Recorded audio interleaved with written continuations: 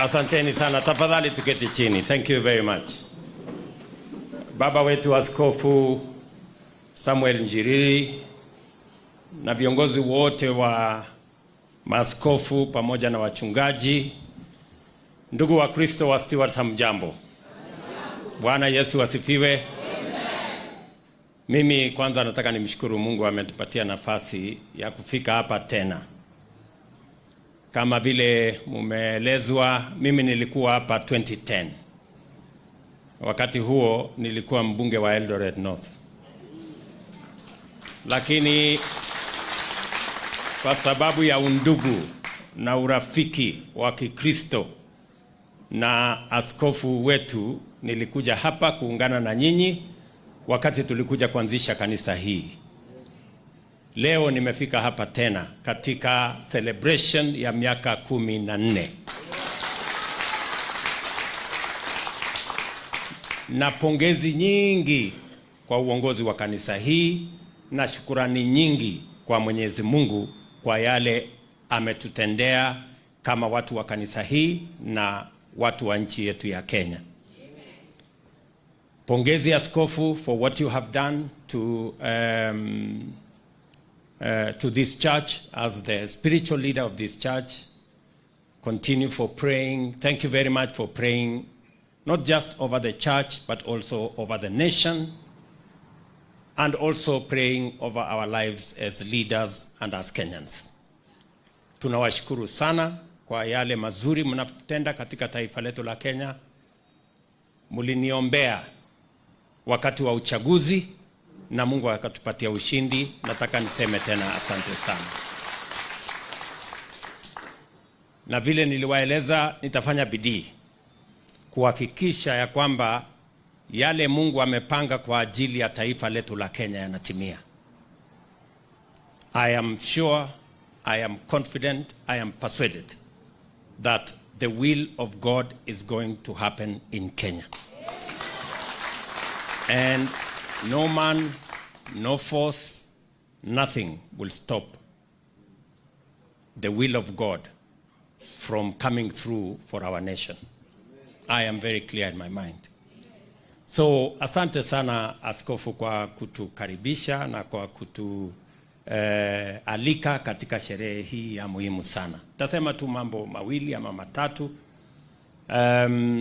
Niliongea na askofu na nikamwambia juzi, alinipigia nikaona askofu amepiga mara 3-4, nikaona hapa iko maneno. Nikampigia akaniambia tuko na celebration. Na ulitumana wakati mwingine, safari hii nataka ukuje mwenyewe. Nikaona hata hii sio kuomba, ni amri.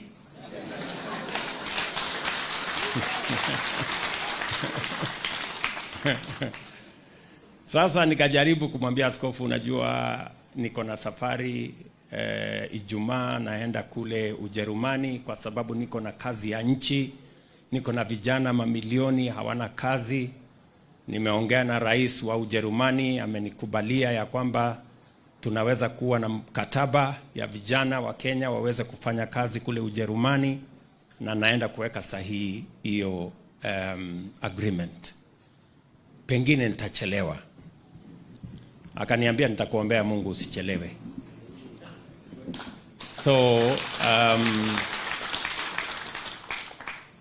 So nimeenda Ijumaa nikafanya hiyo kazi, na mimi nataka nimshukuru Mungu. Jameni, nchi yetu ya Kenya inatambulika duniani kote.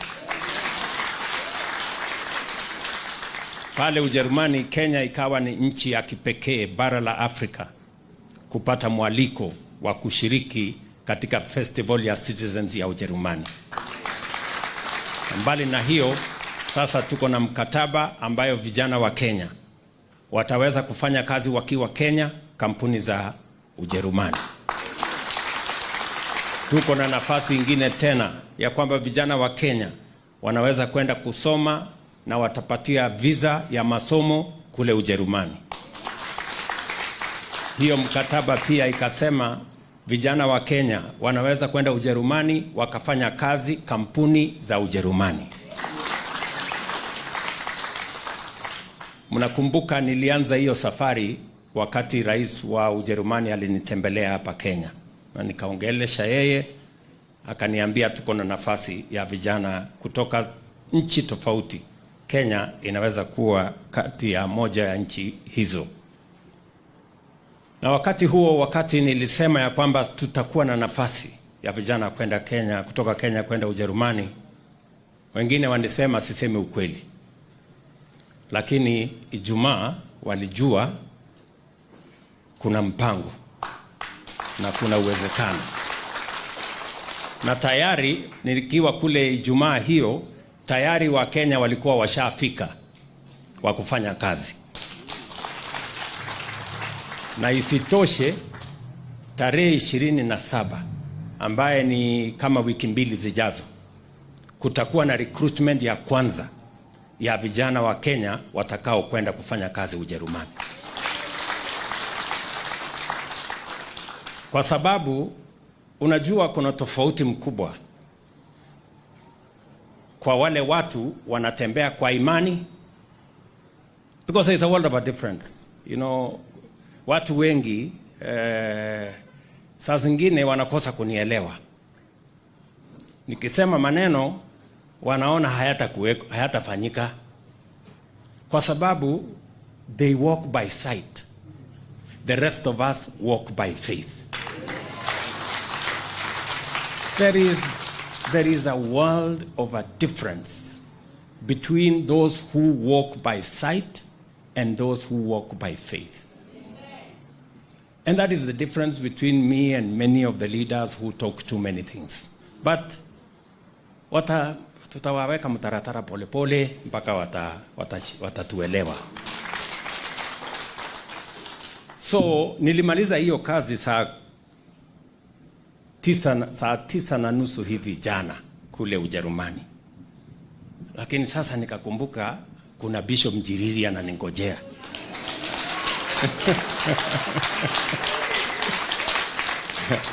Sasa mimi huyo mbio airport, nimefika hapa saa 12 leo.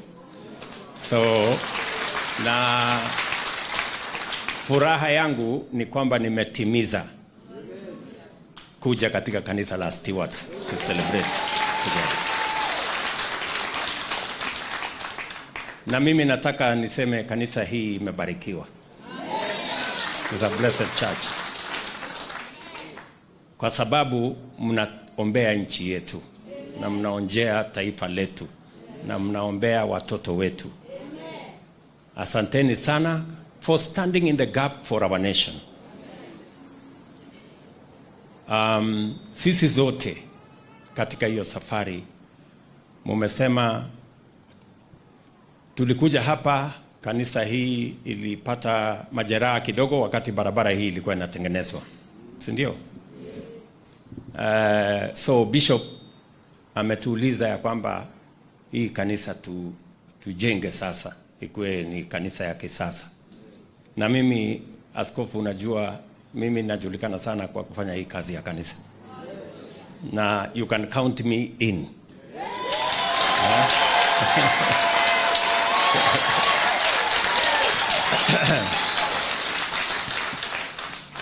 Kuna mambo mengi yametokea katika mambo ya harambee na michango na nini, tukasema tuweke taratibu ya vile harambee zitafanyika katika taifa letu. Na kwa sababu hiyo mimi nishakubaliana na Askofu Njiriri, mimi na marafiki zangu wale mnajuana na familia yangu na watu yapo, na anamesema niende niuze. Mimi ni muuzaji mkubwa sana wa mayai, na mimi pia ni mkulima. So nitapanga, nishakubaliana na askofu, milioni 10 nitatoa ya kuendesha hiyo, kuanzisha hiyo kazi.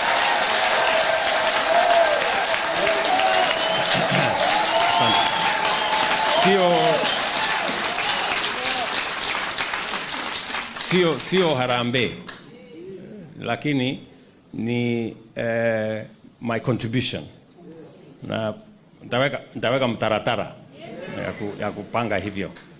Lakini kanisa hii tutajenga, na kwa mapenzi ya Mungu tutakamilisha, tukuje tufungue.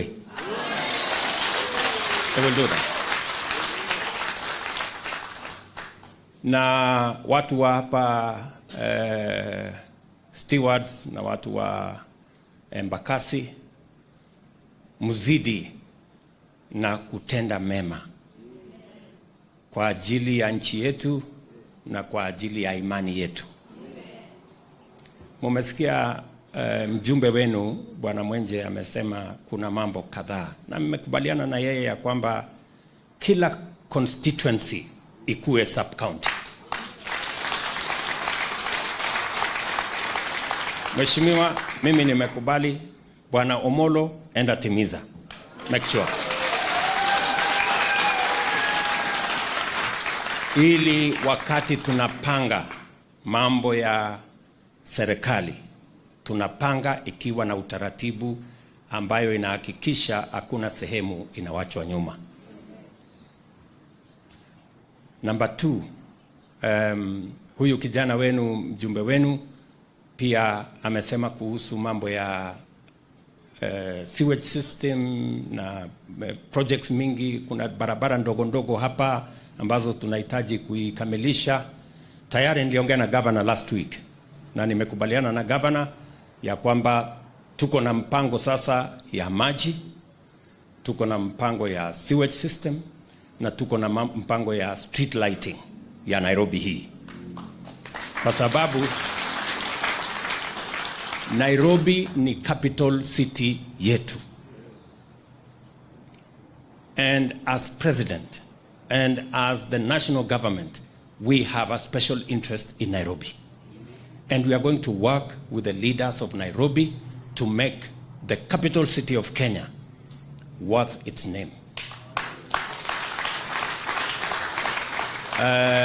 Na ndio mara kwa mara namwambia huyu gavana wenu apange mambo ya Nairobi. So mimi nitatafuta nafasi niite viongozi wa Nairobi, tukuje tuketi chini tupange mambo ya Nairobi.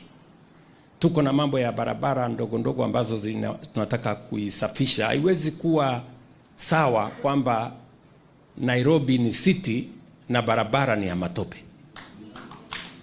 It's not right. Ama Nairobi ni city na street ni giza. Ama Nairobi ni city na maji hakuna. Niliwaeleza ya kwamba tutakamilisha project ya Ndakaine. Sasa nimebaki na karibu wiki moja ama wiki mbili, nitaenda kufungulia hiyo maji. Na nitaenda na hawa viongozi wa Nairobi. Lakini nilikwambia governor, waambie watu yako ya maji. Hakuna maji free. Sasa wewe utapangana na watu yako, takupatia maji, lakini ile unalipisha wananchi, basi wewe utoe kidogo. Usiwezi kwenda kuuzia wananchi alafu unaweka pesa yote kwa mfuko. Ndio? Ndio tuweze, kwa sababu ile maji tuko nayo haijatosha Nairobi. We still need more water.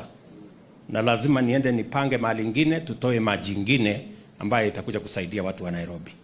Lakini lazima bei ya maji ipungue. It must come down. It must come down. Pesa, malipo ya maji hapa Nairobi, watu wengi wanalipa shilingi 2 kwa mtungi. It is not right. Lazima tupunguze, and we must make it affordable, especially for people living in Eastlands. Tumekubaliana jameni? Kwa hivyo nitaitana mkutano ya watu wa Nairobi, tukuje tupange. Tayari mimi nimeshatoa kama national government shilingi 1 bilioni ya kutengeneza mashule. Hapa Nairobi we have a problem. Watoto wengi hawaendi shule. Mashule ni chache. You know? Na nimesema every constituency, you know, tuache ati constituency hii ni ya chama ile ama chama ile. No. Watoto wa Nairobi wote. Every constituency tuwapangie, because katika audit yetu tunaona ya kwamba kuna ukosefu ya madarasa 5,000 katika Nairobi City. So we must build more classrooms to accommodate more children in the city of Nairobi. So the first 1 billion shillings is available. Tukikutana na hawa wabunge, Bwana Mwenje, tutakuja tuongee vile hiyo madarasa itajengwa. Na tutakubaliana inajengwa na shilingi ngapi. Bei ya lugumba hapana. Si ndio? Tutakubaliana itajengwa na pesa ngapi. So we are going to work together in that manner. Vile vile nataka niwahakikishia kwamba wakati nitaketi chini na hawa viongozi pia tutaongea mambo ya CBD, mambo ingine ya kupanga Nairobi ikae kama city yetu. And we are going to spend some resources to make sure that we clean up Nairobi, we light Nairobi, we increase mobility in Nairobi, and make sure it truly reflects the image of a great nation we all love called Kenya. Juzi nilianzisha mpango mkubwa ya climate works ya hapa Nairobi. Ile mafuriko inatuletea maafa katika mji huu. Ile mito yetu ambaye sasa sio mito tena, ni sewage, ni sludge, ni takataka, ni hiyo, it cannot continue like that in Nairobi. So kuanzia tarehe 1 mwezi ujao, in another 2 weeks, vijana wa kwanza 20,000 watakuwa kazini. Najua pengine hawatatosha, lakini tunaweka kazi kwa mpango, si ndio? Taanza hapo, baada ya miezi 2-3 tupangane, tuone kama kuna matatizo, tuongeze mpaka tufike mahali ambapo tumeshughulikia vijana wengi na vile vile tumepanga kazi ile watafanya. We will make sure that the young people in this city contribute their energy and talent in making sure that we deal with matters of roads and pathways, we deal with matters of greening the city, we deal with matters of dealing with solid waste, na vile nilisema tutakuwa na mpango ya kujenga manyumba along that stretch ambaye ni social housing ya wananchi wa kawaida kuishi pale. Tayari kandarasi ambayo tuko nayo in different parts of the city ni karibu manyumba 50,000. Mimi niliwaambia watu wa Nairobi, hii Nairobi, almost 60% ya watu wa Nairobi wanaishi katika vitongoji duni. We must change that. We must change that. Haiwezi kuwa city ya Nairobi ndio mahali watu wanaishi katika makao ya matope, hakuna maji, hakuna stima, hakuna choo, hakuna nini. No, we have to change it. Na mtaiona, nilikuwa Kibra juzi. Nilikuwa Mukuru, nataka muende hapa kwa Mukuru kwa Jenga. Tunajenga nyumba 15,000 hapo. Na inaendelea saa hii. Hata mjumbe ya pale yuko area. Mheshimiwa, umeona hiyo nyumba ama ni sinema? Zinaendelea? Yes. And we are going to change this city. And we are going to change our country. So, mimi nataka niwaeleze ndugu zangu wa Kenya. Na nipatie askofu na maaskofu wale wengine wote na wale walituombea ya kwamba we will not let you down. We are going to change this country. Tumeitoa mahali ilikuwa bei ya unga ilikuwa 200, sasa ni 100. Unasema imefika 90. Na bado tunaisukuma. Tumeajiri walimu 56,000, mwisho wa mwaka huu na ajiri walimu wengine 20,000. Kuna mambo mengine mengi tumeipangia vizuri. Kenya tutaibadilisha. I have no doubt in my mind. We are going to change Kenya. Haitafanyika kama instant coffee. Haitafanyika ati kimiujiza, lakini itafanyika na mpango. Tutapanga mpaka we will get it done. Kwa hivyo mimi nataka niwatie moyo wale wote ambao tunashirikiana na wao, tupangane, tuende mbele pamoja. Na msikiwe na wasiwasi na wale ambao wamepoteza imani. Unajua kuna watu wengine wanasema hii haiwezi kufanyika, hiyo sijui ni uongo, ile hata haiwezi kufanyika. Mimi ni mtu naelewa neno la Mungu. Wakati Nehemia alipatiwa kazi ya kujenga ukuta ya Jerusalem, haikuwa kazi rahisi, kwa sababu walikuwa wanajenga ukuta wakiwa wamebeba silaha kwa mkono mwingine, kwa sababu walikuwa na vita na walikuwa na kujenga the wall. Lakini kulikuwa na wengine hapo. Kuna mwingine anaitwa Sanballat, kuna mwingine anaitwa sijui Tobias.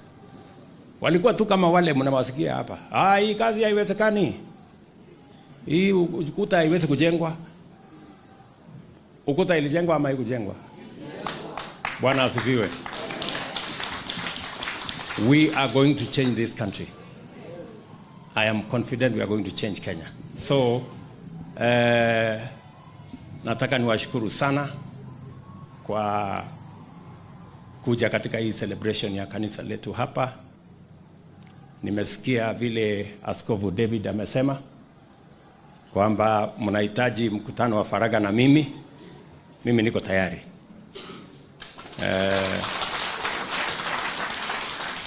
Niko na kijana hapa anaitwa Simon. Wewe kijana anafanya kazi kwa ofisi yangu, ndio deputy controller. Pangana na huyu askofu na mtafute tarehe ya wao kuja kuniona. Mnajua huyu askofu wetu Njiriri alikuwa ni askofu wa AIPCA, alikuwa mchungaji huko, akafanya vile amefanya, akakuja huko. Sasa wale waliwaacha huko kwa AIPCA wameniita niende mkutano mwingine Nyeri. Na huyu askofu akinizuia sana hapa, si nitaenda kumshtaki kwa wale ambao walimulea. Wale walimulea. So ndio alikubali. Wakati nilimwambia nikitoka hapa naenda kanisa ya AIPCA, akasema hiyo sina swali, wewe kuja harakisha hapa alafu uende. So nitapeleka salamu zenu kule kwa kanisa letu la AIPCA na mjue ya kwamba tunawapenda sana. Asanteni sana ndugu zetu, na watakia heri. Na pia askofu, ujue Mungu hawezi kukupatia mtihani ambaye anajua una uwezo ya kupita. So ile mtihani yote mimi niko naye hapa ni Mungu. Hiyo mtihani nitapita. There is no problem. So Mungu atanipatia neema ya kupita mtihani yote ambaye iko hapa mbele. Kwa hivyo asanteni sana. God bless you na nawapenda sana.